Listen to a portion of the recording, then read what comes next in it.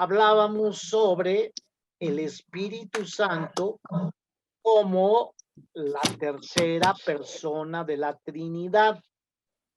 Indicamos que el Espíritu Santo es aquel que fortalece a la iglesia.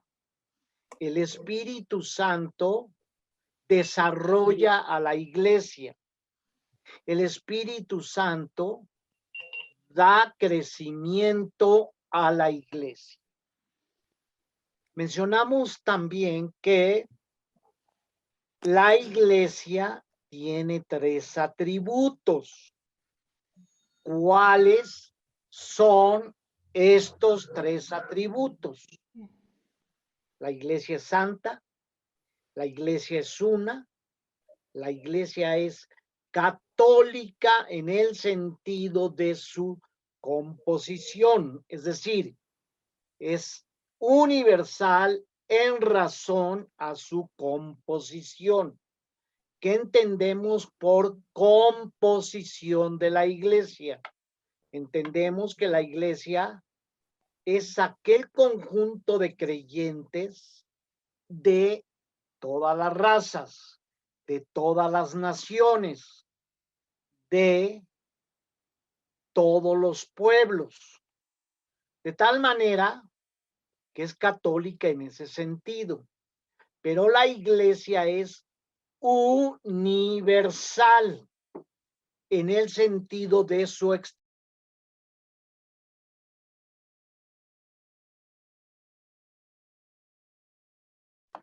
perdón, es decir,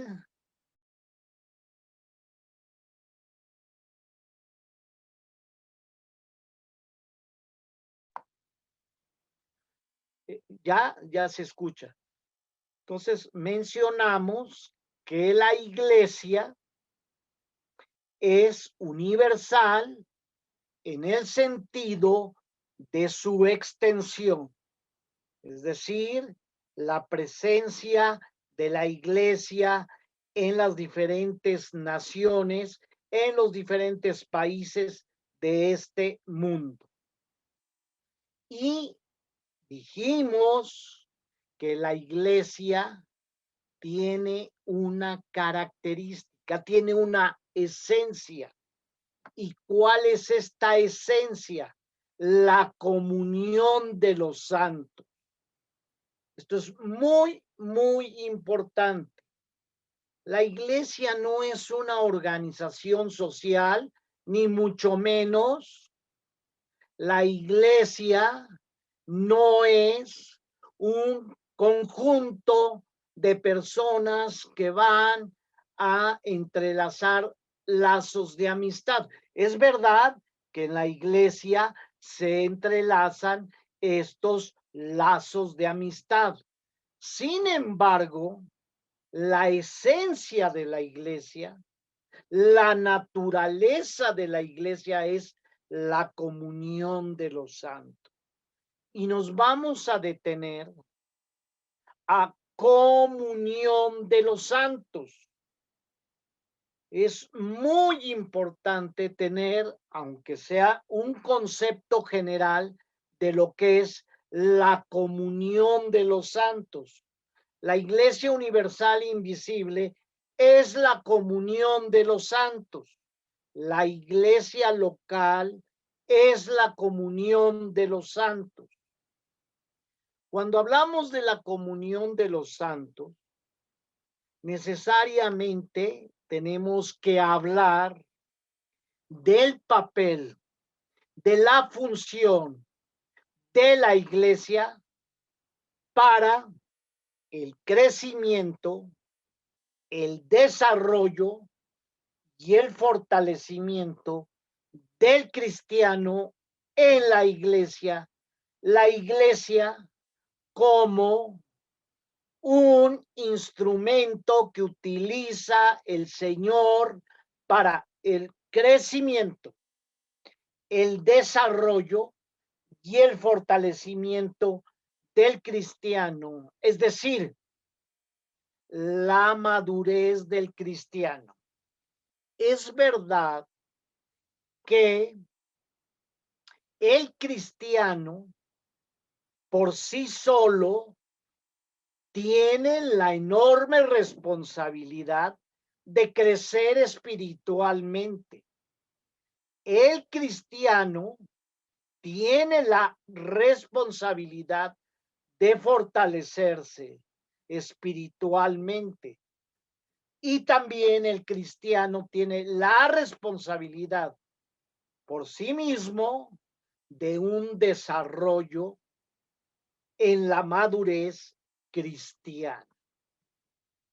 Esto no quiere decir que la iglesia tenga un papel fundamental en el crecimiento, en el desarrollo, en el fortalecimiento de la madurez del cristiano. Madurar espiritualmente implica necesariamente un proceso de santificación. En la actualidad se comenta que de manera individual un cristiano puede participar en los cultos de la iglesia a través de los medios de comunicación. Es verdad que en la actualidad, por circunstancias tan extraordinarias como la pandemia, a nivel de, a nivel de la tecnología, estamos participando en la iglesia. Sin embargo, una vez que podamos concurrir a la iglesia, es de profunda, pero profunda importancia estar en comunión los hermanos, la comunión de los creyentes. Algunas personas hablan de que el cristiano crece, se desarrolla, se fortalece espiritualmente de manera individual. No necesito a la iglesia. Es verdad que hay circunstancias extremas en las cuales el cristiano no puede asistir a la iglesia, no puede convivir en la iglesia. Y el Señor le da la capacidad de poder crecer, de poder desarrollarse de manera individual. Satanás utiliza y de forma muy efectiva el individualismo del cristiano, y hay corrientes en la actualidad que hablan de un individualismo sin concurrir, sin estar en comunión con la iglesia. En los Estados Unidos hay personas que yo conozco que literalmente ya no concurren, ya no van, ya no se reúnen en la iglesia. Desde su casa, en la comodidad del sillón de la sala, prendiendo su televisor, llevan a cabo, entre comillas, el culto. Y semana con semana así lo hacen. De tal forma que estamos hablando de un cristiano individualista que no se alimenta de la iglesia. Hay que recordar y recalco, la iglesia no es un club social. La iglesia no es una reunión de amigos. La iglesia no es una organización. La iglesia es la comunión de los santos. Ahora, más adelante vamos a ver con mayor detalle las responsabilidades de la iglesia con sus miembros en plena comunión. Sin embargo, el día de hoy vamos a hablar un poco sobre la iglesia. No nos estamos saliendo del tema referente al credo de los apóstoles. Sin embargo, es importante indicar cómo la iglesia tiene un papel fundamental para el cristiano. La iglesia tiene un papel fundamental en el crecimiento, en el desarrollo, en el fortalecimiento de la vida espiritual del creyente.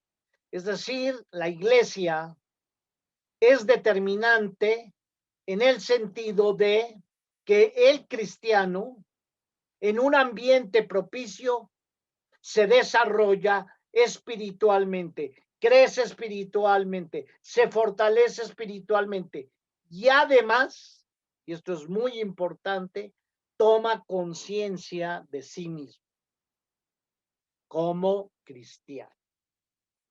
Bien, la iglesia fortalece, desarrolla a través de la pura predicación de la palabra de Dios. La siguiente clase es una clase que vamos a ver las marcas de la iglesia verdadera, las marcas de la iglesia verdadera. La iglesia va a fortalecer, va a desarrollar, va a dar crecimiento espiritual al creyente, a aquellos miembros de la iglesia y obviamente a aquellas personas que asisten a la iglesia, aunque no sean en ese momento miembros o nunca se hagan miembros. La iglesia debe de predicar, y es una responsabilidad, la pura palabra de Dios. Noten los términos. Pura palabra de Dios. Es decir, la predicación en la iglesia debe de ser una predicación fundamentada en la Biblia, sostenida por la palabra de Dios. Esto es importantísimo.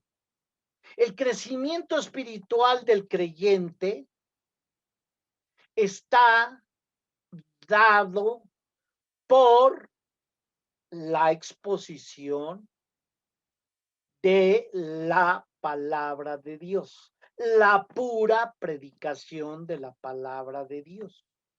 Y esta es una de las marcas de una iglesia verdadera. Desafortunadamente, en algunas ocasiones y en algunas iglesias, la pura predicación de la palabra de Dios no tiene el peso de importancia que tiene. O desafortunadamente en otras ocasiones, la persona no está exponiendo la palabra de Dios. En muchas ocasiones son propias ideas de la persona que está exponiendo, entre comillas, la palabra de Dios. El creyente desarrolla esta comunión de los santos a partir de esta madurez espiritual. Y esta madurez espiritual la da la pura predicación de la palabra de Dios. Es verdad que el creyente tiene la responsabilidad propia de estudiar la palabra de Dios. Sin embargo, en ocasiones la pura predicación de la palabra de Dios nos aclara algún pasaje en el cual tuvimos alguna duda. La iglesia también tiene la responsabilidad de administrar correctamente los sacramentos. La iglesia tiene la responsabilidad de administrar correctamente los sacramentos. En el libro de texto, en esta lección 6, se nos habla de artículos, es decir, son doctrinas. Y una de las doctrinas es precisamente el estudio de la iglesia y al interior del estudio de la iglesia, cómo la iglesia tiene el compromiso de predicar la pura palabra de Dios y administrar correctamente los sacramentos. Cuando hablamos de administrar correctamente los sacramentos, nos estamos refiriendo al número. 2 son los sacramentos. 2. La cena del Señor o la Santa Cena, como se suele llamar, y el bautismo. En el Antiguo Testamento tenemos 2 sacramentos que son la Pascua y la circuncisión. En el Nuevo Testamento, la Cena del Señor, la Santa Cena, sustituye a la Pascua. Y en el Antiguo Testamento tenemos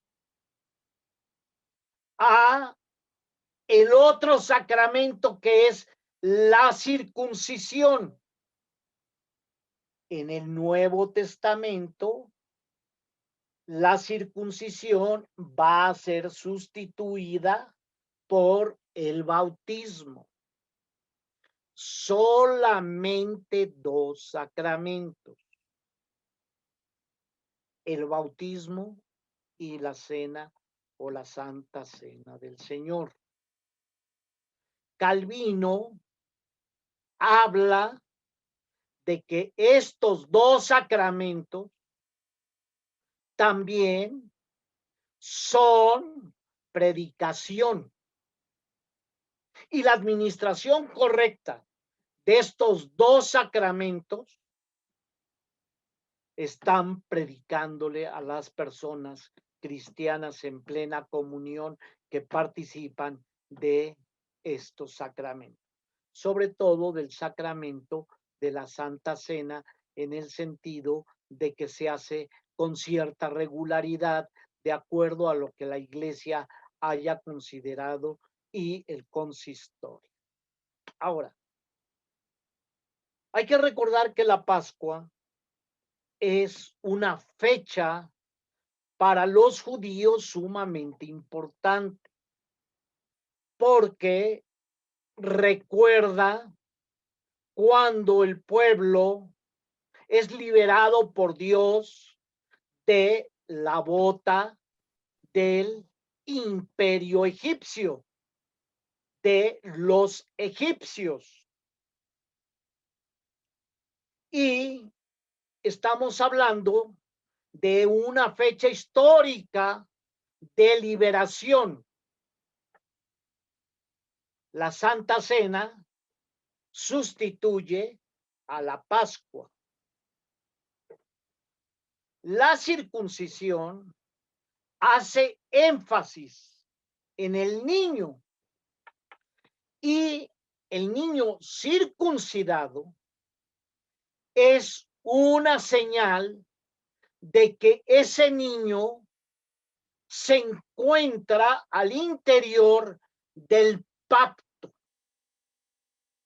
La señal externa, circuncisión, habla bíblicamente de ese niño en el pacto de Dios. Más adelante vamos a revisar con mayor profundidad lo que es un pacto y lo que es el pacto de gracia.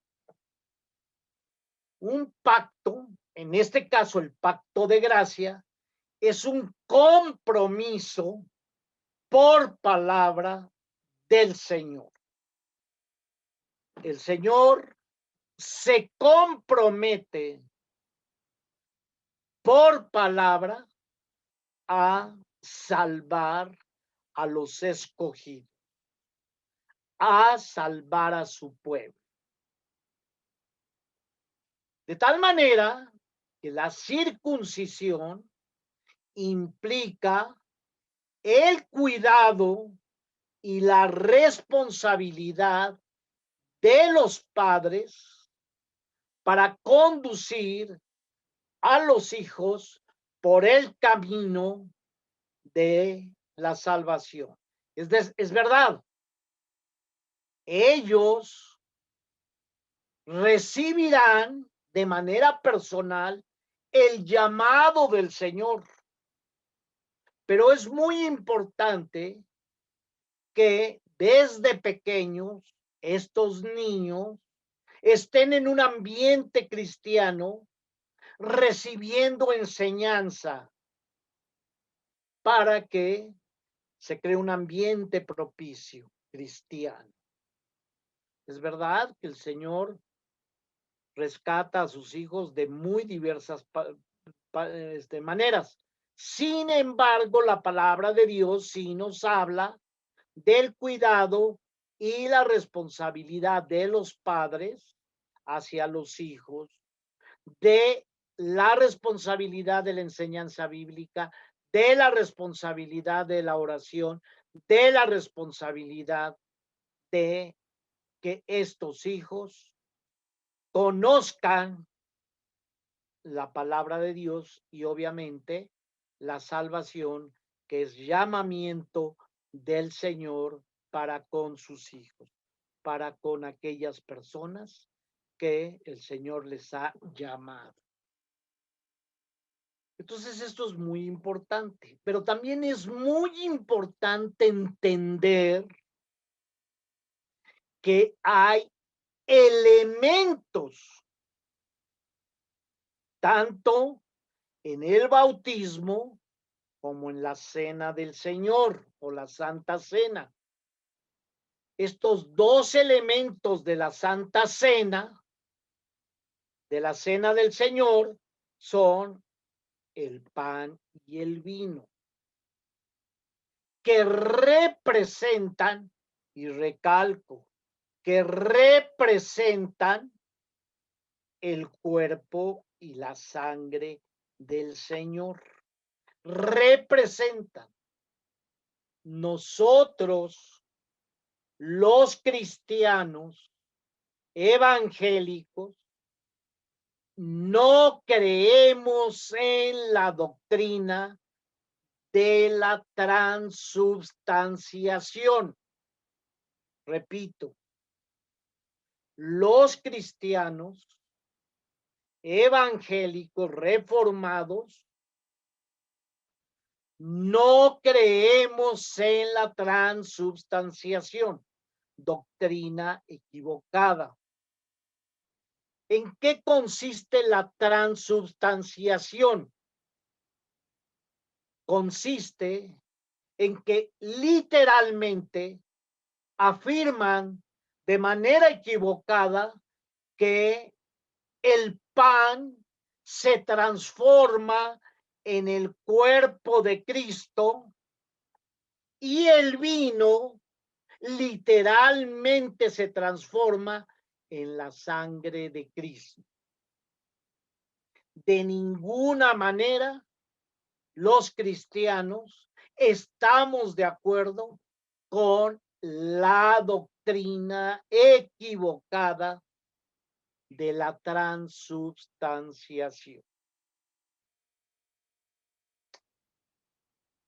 De hecho, estos dos elementos son símbolos que nos recuerdan el sacrificio de nuestro Señor Jesucristo, y esto fortalece nuestra fe.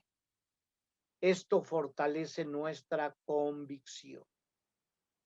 Cuando se participa en la Santa Cena y tenemos dos elementos que apelan al sentido del gusto, del olfato, y que apelan al sentido del tacto, estamos hablando de recordar el sacrificio de nuestro Señor Jesucristo. Estos elementos de ninguna manera tienen un poder sobrenatural y automático. Están representando para rememorar y así fortalecer nuestra vida espiritual. El otro elemento, el agua en el bautismo, también es un elemento que nos hace recordar la entrada al pacto, que somos hijos del pacto. Este pacto de gracia, este pacto que es compromiso por palabra de parte de Dios. ¿Y cuál fue el compromiso por palabra por parte de Dios? La salvación. El agua no tiene ningún poder en el sentido de que nos limpia de pecados. Ni aún, como dicen la iglesia formal en México, que una vez bendecida esta agua, tiene el poder automático de limpiar los pecados. Error doctrinal. Es más, yo puedo decir que toda el agua, toda la bendecida y la no bendecida, es bendita en el sentido de que es un agua, porque el agua es vida. El agua es vida. El 70% de nuestro organismo está constituido de agua. El jitomate, por ejemplo, del 100% de lo que es el jitomate, el 95% es agua. 95%. Entonces el agua por sí misma, ni aún bendecida,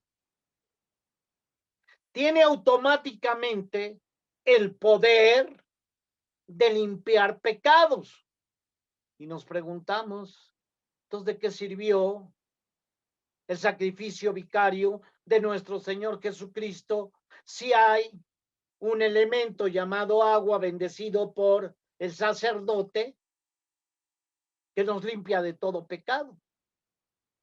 Como que estamos sustituyendo o dejando a un lado o coparticipando de que la salvación se da por el medio del bautismo y se da por el medio del agua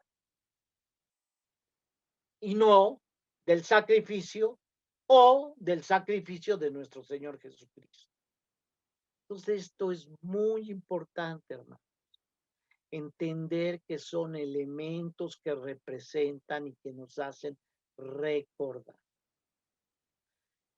El bautismo en los adultos también tiene que ver con que el adulto hace votos donde él está con plena confianza, está convencido de que el sacrificio de nuestro Señor Jesucristo, la sangre de nuestro Señor Jesucristo, es lo que le limpia de todo pecado y de que se encuentra en el pacto de gracia ese adulto. Muy bien, estos son elementos, estos son doctrinas muy importantes que se presenta en la iglesia para el crecimiento del cristiano. Siguiendo con el credo de los apóstoles, tenemos que el credo de los apóstoles nos dice el perdón de los pecados. ¿Qué es el perdón de los pecados? Y fíjense cómo la siguiente frase del credo de los apóstoles habla de santidad. Hay una relación entre el perdón de los pecados y la santidad. Más que perdón de los pecados, y estamos de acuerdo, es perdón de los pecadores.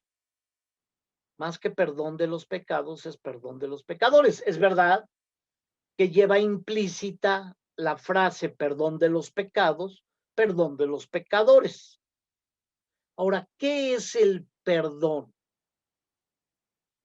Y realmente es una maravillosa acción y promesa de nuestro Dios.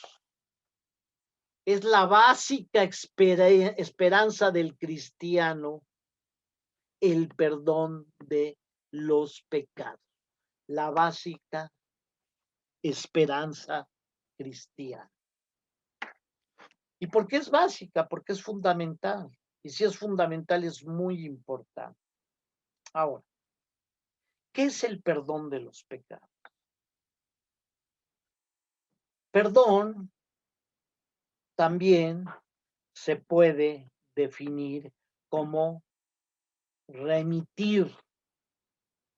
En ocasiones escuchamos el término remitir los pecados. La remisión de pecados es el perdón de los pecados.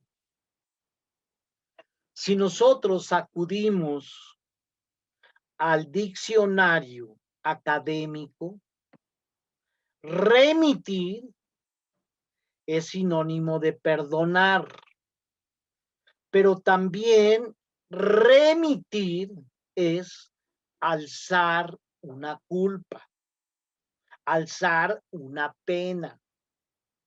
Remitir es alzar una culpa, una pena.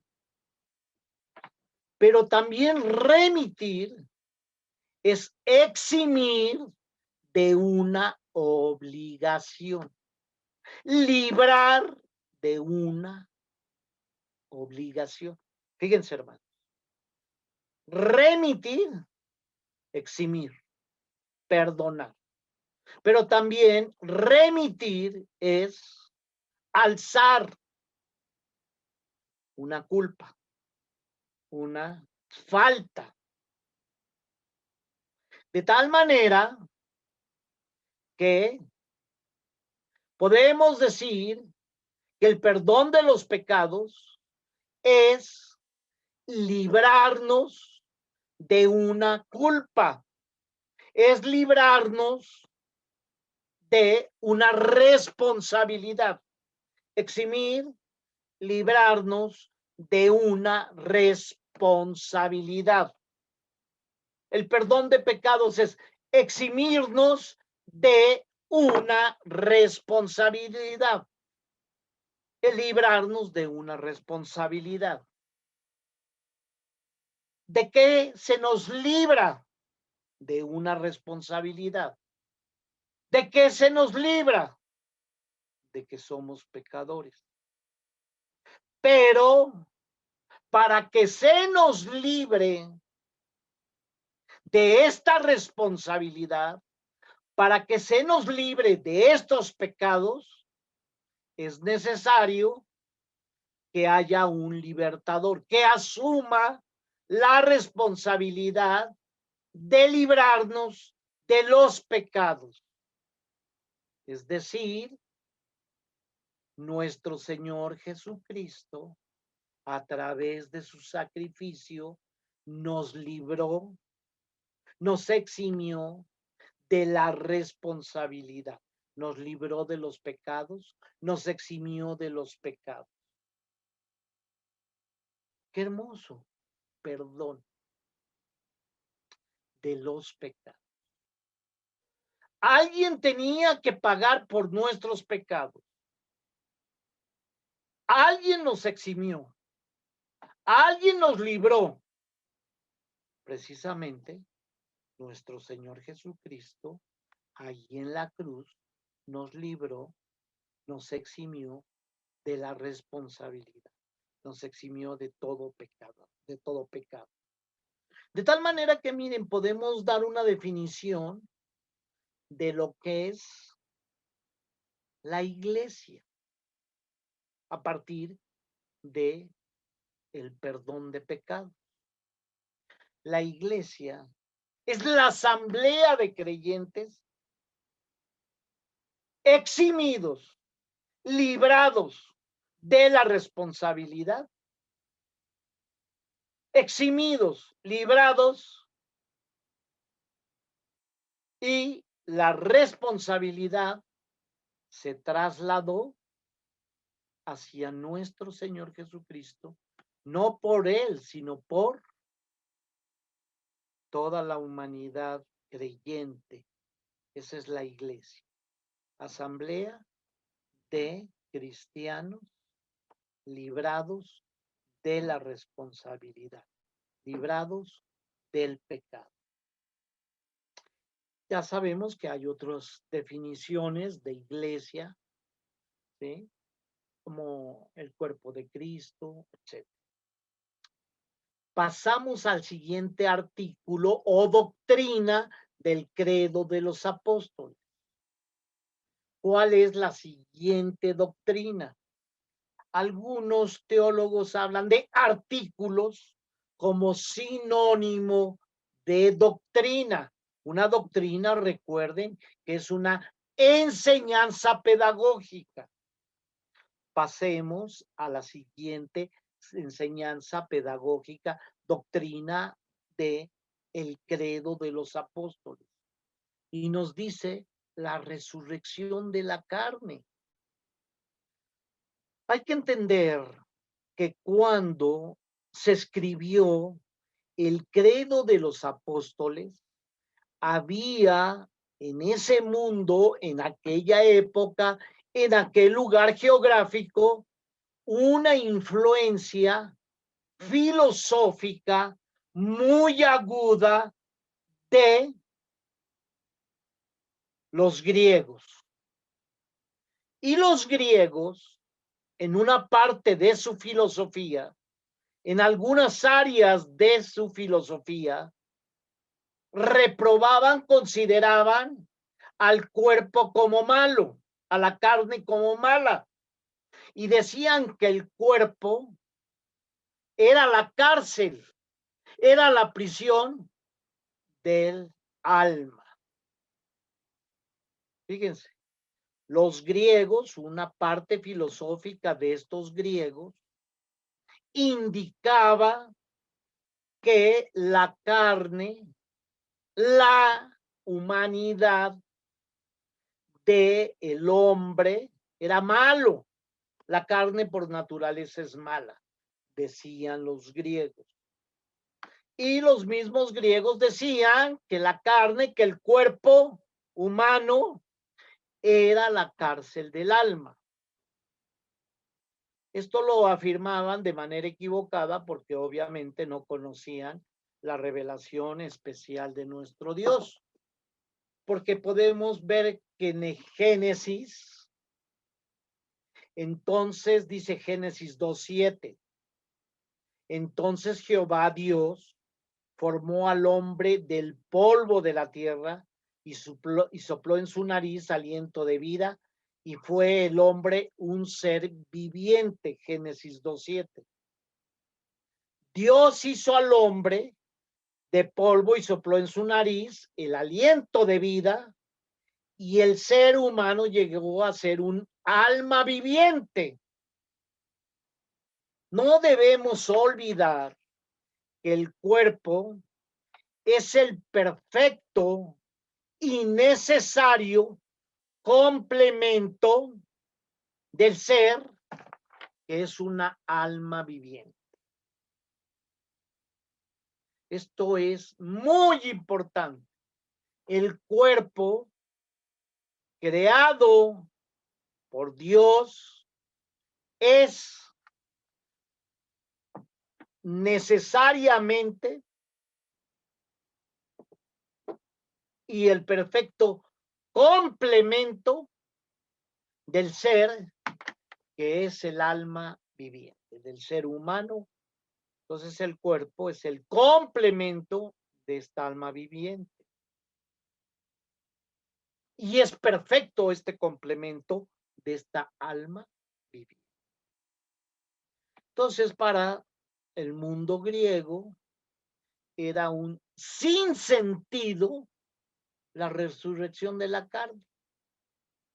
Pero obviamente el cristianismo, apoyándose en la palabra de Dios, Dios como creador del hombre y Dios como creador de un cuerpo. Y este cuerpo, hasta antes de la caída, un cuerpo perfecto. Y el cristiano redimido debe de considerarse como aquella persona cristiana con un cuerpo glorioso en el sentido de que una vez que resucitemos tendremos un cuerpo como el complemento perfecto del alma. Cuando hablamos de la resurrección de la carne, estamos hablando de que vamos a resucitar de manera encarnada. Y esto es muy importante en nuestra doctrina. Y el credo de los apóstoles concluye con la doctrina de importancia extrema. Muchas veces no le damos importancia a esta doctrina. La vida perdurable del hombre. Y en este caso, la vida perdurable del cristiano. Perdurable significa durar para siempre. Fíjense, hermanos. Perdurable significa durar para siempre. La vida perdurable no es un cierto tipo de existencia incorporal. No es, repito, cierto tipo de existencia incorporal. No. No es un cierto tipo de existencia incorporal como un pensamiento que se esconde tras las nubes, sino es un cuerpo creado por Dios. Es decir, un cuerpo con toda la existencia. Recuerden que el cuerpo es el perfecto instrumento para que el alma glorifique por medio del servicio a Dios. La vida perdurable, como toda la vida, es para vivirse. No es de ninguna manera un cierto tipo de cuasi existencia. Es la existencia total.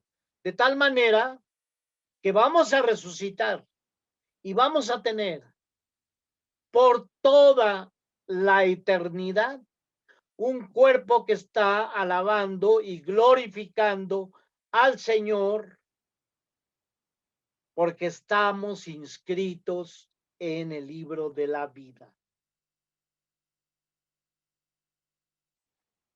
Muy bien.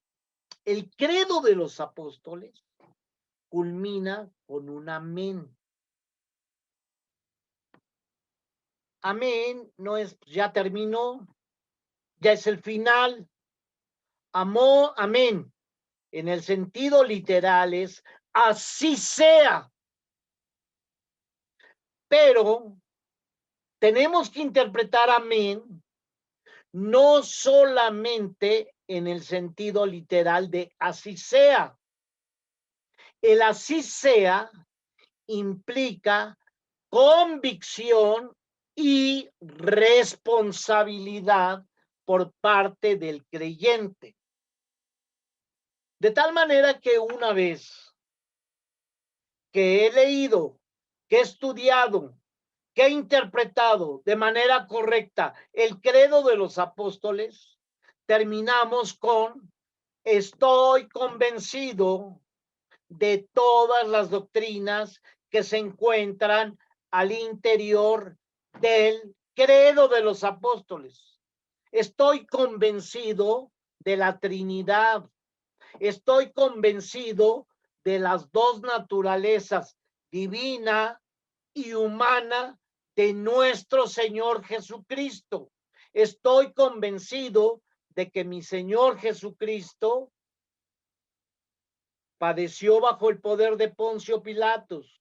Estoy convencido de que fue crucificado, muerto y sepultado. Estoy convencido de que mi Señor Jesús descendió a los infiernos.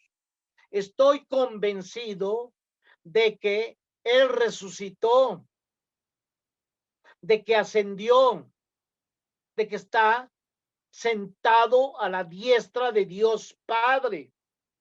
Estoy convencido, desde ahí, en su segunda venida, vendrá a ser ya no el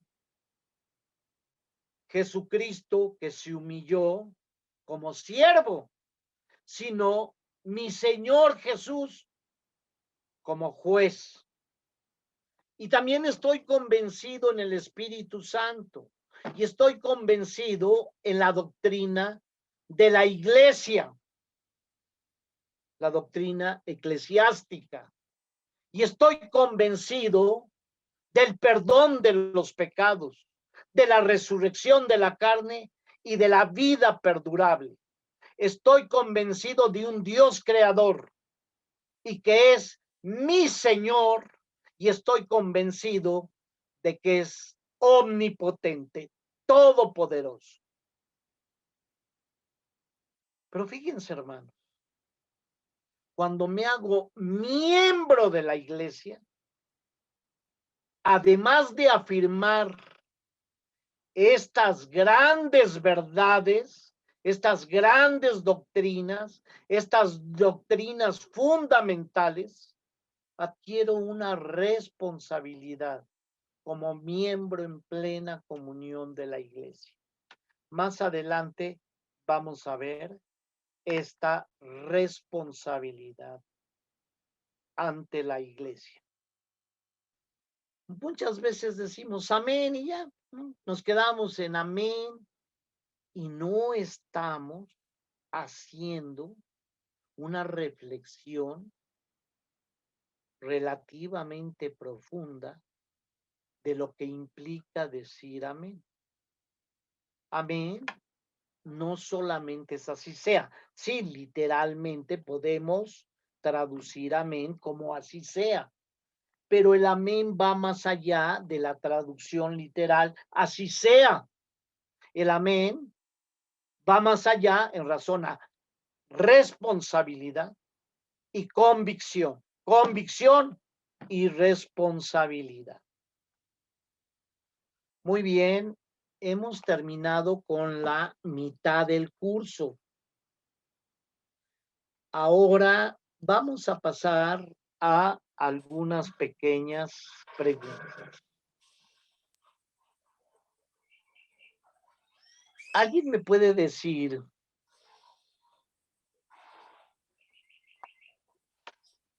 en el Antiguo Testamento representaba la entrada al pacto? El énfasis caía sobre el niño nacido en el pacto. Exigía de los padres cuidado y disciplina especial para los niños. ¿Se está refiriendo a qué? A la ¿A qué? circuncisión. A la circuncisión. Muy bien. A ver, tiene que ver con recordar un acontecimiento histórico. El vino y el pan son símbolos de la muerte de Jesús. Se conmemora el sacrificio de Jesús en la cruz por nuestros pecados. ¿A qué sacramento nos estamos refiriendo? A la Santa Cena. Muy bien, muy bien. Se afirma que es la más básica de la esperanza del cristianismo. Toda nuestra esperanza está en esta verdad. ¿A qué nos estamos refiriendo? Repito, se afirma que es una doctrina, la más básica, de la esperanza del cristianismo. Toda nuestra esperanza está en esta verdad. Al perdón de los pecados. Muy bien, hermana Irene, muy bien. Es la asamblea de todos aquellos quienes Dios eximió, es decir, libró de la obligación de pagar la sentencia de muerte y envió a su hijo a pagarla. ¿Cuál es la respuesta? Es la asamblea de todos aquellos quienes Dios eximió, es decir, los libró de la obligación de pagar la sentencia de muerte y envió a su hijo a pagarla. La comunión de los santos. La comunión de los santos. La iglesia, es la iglesia. Fíjense, es la asamblea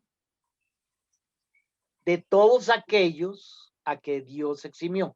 Es verdad que es parte de la comunión de los santos, pero cuando hablamos es la asamblea de todos aquellos, se está refiriendo a la iglesia. Es el perfecto y necesario complemento del ser que es el alma viviente. Es el perfecto y necesario complemento del ser que es alma viviente. El cuerpo. Muy bien, el cuerpo. Muy bien. Muy, muy bien. Me van a decir si es falso o verdadero la siguiente. Para el cristiano la muerte es el fin. ¿Es falso o verdadero? Falso. Falso. Muy bien. Vivimos con una perspectiva correcta, con un enfoque de vida correcta, si pensamos que la muerte es el fin. ¿Es falso o verdadero?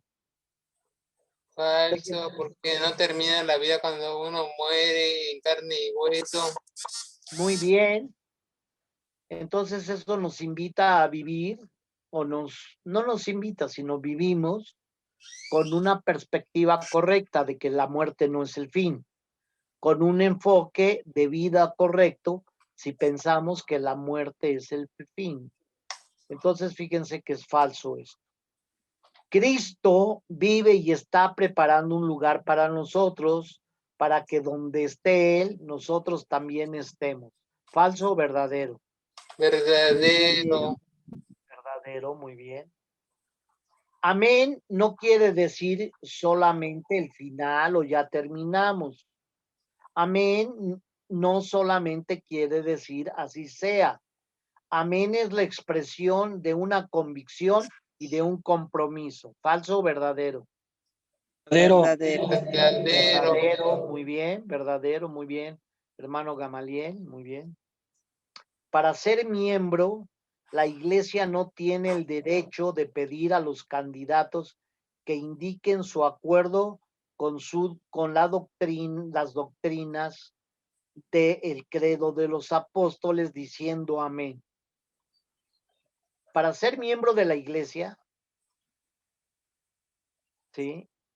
Para ser miembro, repito, discúlpenme, para ser miembro, la iglesia no tiene el derecho de pedir a los candidatos que indiquen su acuerdo diciendo amén. Es ¿Falso o falso. verdadero? Falso. Falso. Falso, muy bien, falso. Exactamente. La iglesia tiene derecho a pedir a los candidatos que si están de acuerdo con el credo de los apóstoles. Muy bien. Bueno, ya la hermana Irene nos dijo ya el credo de los apóstoles, nuestro hermano David Rodríguez también, nuestro hermano Gamaliel Vivas también, nuestra hermana Virginia Castro también, nuestra hermana Lluvia también. Hermana Carmen, ya nos dijo de memoria el credo de los apóstoles.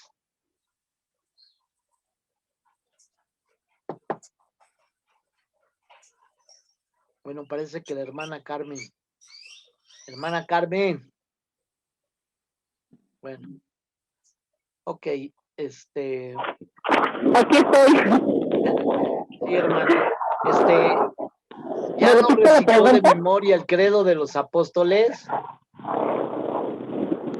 ¿Para ustedes o para mí? ¿Mandé? Que si ya lo recité para ustedes. Sí. Más bien lo estudiaron. ¿Ah, ya no lo dijo? No. ¿Cuándo se No, anima, hermana? ¿Cuándo se Estoy anima? en la próxima clase. Muy bien. Porque ahorita tuve que salir y ando en la calle. Pero los vengo escuchando, me traigo mis audífonos y todo. Muy bien, hermana Carmen. Entonces, dentro de Pero 8 estoy en días. la próxima clase. Ajá. Sí, cómo no. Muchas gracias. Bueno, pues nos despedimos. ¿Alguna duda, hermanos? Yo Hermanas, tengo todo una, bien. Bueno, sí, yo David, escucho. dime. tengo una duda respecto cuando nos dan el mensaje en la iglesia y no entendemos el mensaje que nos quieren dar. ¿Cómo podemos comentarle al hermano o pastor o invitado que abunde más en el tema que no entendimos? Porque si bien es sabido, como ellos son la máxima autoridad, muchas ocasiones tienden a no tomar un buen comentario de un hermano y más cuando el hermano es joven. ¿Cómo yo puedo? Es un supuesto, ¿no? Que yo estando en la iglesia presencial en comunión con los santos, no entiende el mensaje, yo me acerque directamente y le diga que me explique más a profundidad del tema. Porque yo he sabido de casos de conocidos que me dicen, es que no entendí qué dijeron. Y entonces viene lo que usted comentó, donde Satanás juega con el individualismo de las personas para dejar de asistir a la iglesia. Muy bien, hermano David. Pues dirigirte, si es tu pastor, si es el pastor, dirigirte directamente con él y preguntarle por la duda. No es saludable de que esté el pastor y le interrumpieras desde alguno Desde de la los, banca, ¿no? Desde desde la la banca banca. correctamente. Sí, no es lo recomendable, ni mucho menos, sino en el momento que tú creas oportuno y tienes esa duda, ir directamente con el pastor y preguntarle sobre esa duda. Y los pastores deben de tener, así como los predicadores, deben de tener la suficiente madurez para poder contestar con toda libertad. Ahora, en ocasiones, a veces la pregunta es relativamente complicada y entonces también como predicador de la palabra de Dios, uno debe de tener la capacidad de decir, mira, voy a estudiar con mayor profundidad esto o voy a estudiarlo porque yo no había considerado esto y te lo explicaré en un futuro.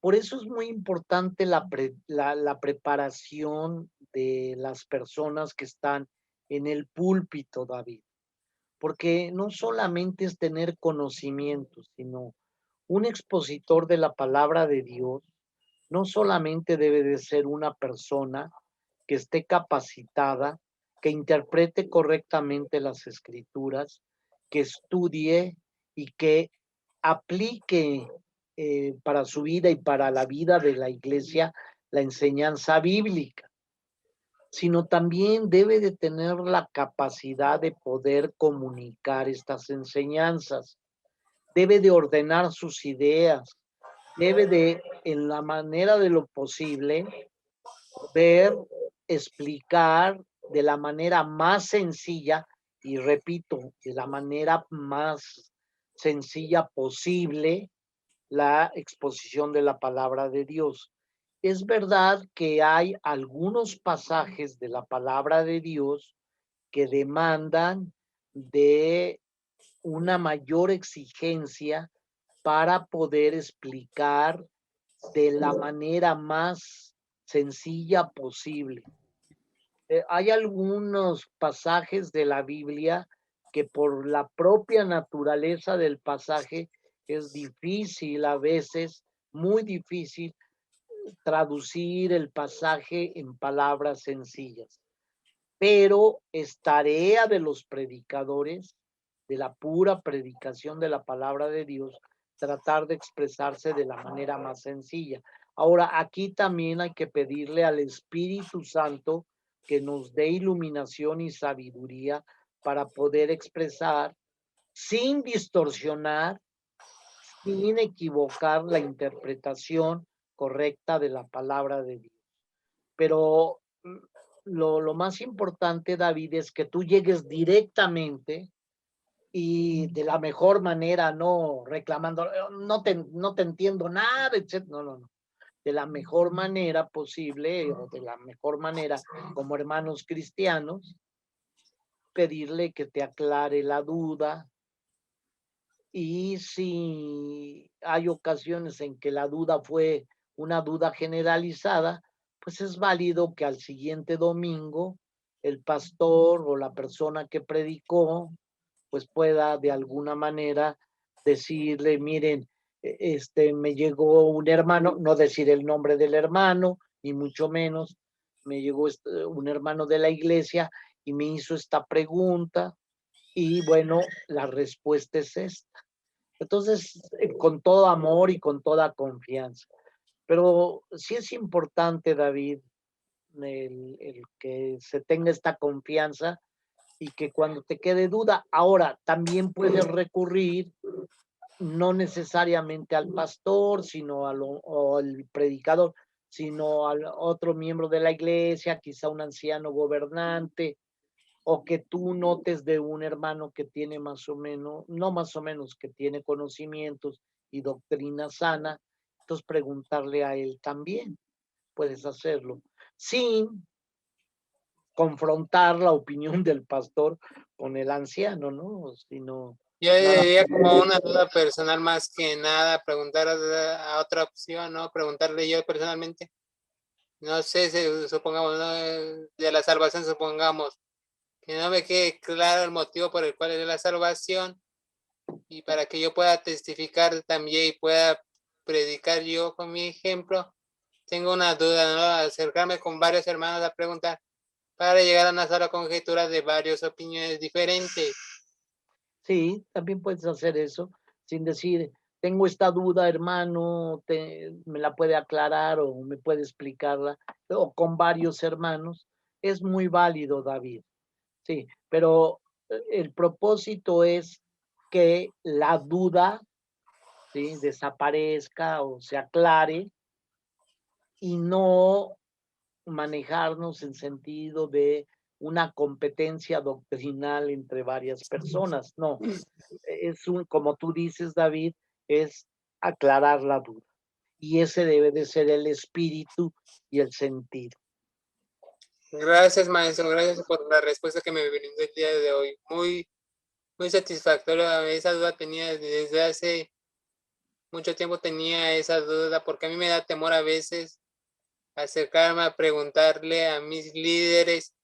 Fíjate que no entendí esto por no sé si por temor o cómo tomen las cosas. Pero si usted me dice que es sano yo como creyente preguntarle a mis líderes, no solamente a una piña, para salir de la duda, pues bendecido sea. Gracias, Recuerda, maestro, David, por la duda. recuerda, David, que es de sabios preguntar. Y nadie nace con todo el conocimiento.